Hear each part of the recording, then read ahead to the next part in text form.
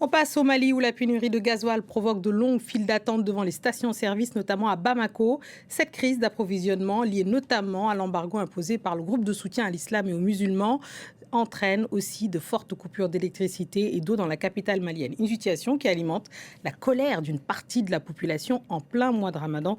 Pour en parler, on retrouve Serge Daniel, notre correspondant régional, en direct. Et Serge, après le blocus économique djihadiste, la situation de la desserte du carburant s'était momentanément améliorée au Mali. Comment expliquer cette nouvelle ruée des populations mécontentes vers les stations à la recherche de carburant? Alors, ce qu'il faut préciser, c'est surtout le gasoil qui manque. Surtout le gasoil qui manque. D'ailleurs, il y a une première mesure qui a été prise par le gouvernement, c'est de rationner les camions-citernes qui consomment essentiellement ce gasoil-là. Dans toutes les 72 heures désormais, les camions-citernes auront droit à quelques centaines de litres de gasoil seulement.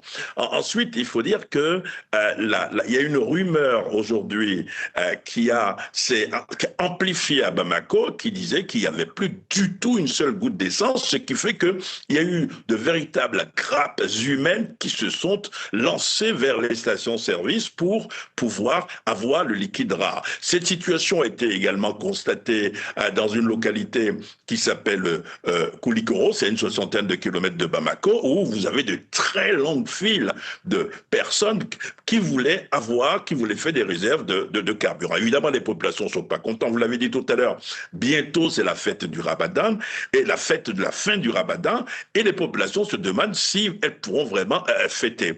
Il faut savoir aussi que en janvier, fin janvier, début février, il y a une dizaine de chauffeurs de camions transportant de la Côte d'Ivoire vers le Mali ou du Sénégal vers le Mali, en territoire malien, qui ont été exécutés par les présumés djihadistes qui imposent le blocus, ce qui fait qu'il n'y a plus beaucoup de candidats pour faire venir ce carburant et évidemment, ça crée quand même des problèmes. Maintenant, le gouvernement estime que la situation devrait se calmer dans les prochains jours. Le gouvernement tente de rassurer, mais des populations que nous avons interrogées sont toujours très étonnées, sont toujours très inquiètes. Les populations sont inquiètes face à ce blocus djihadiste sur le carburant notamment, un blocus qui évolue en dents de scie. Ça monte, ça descend, ça monte et ça descend.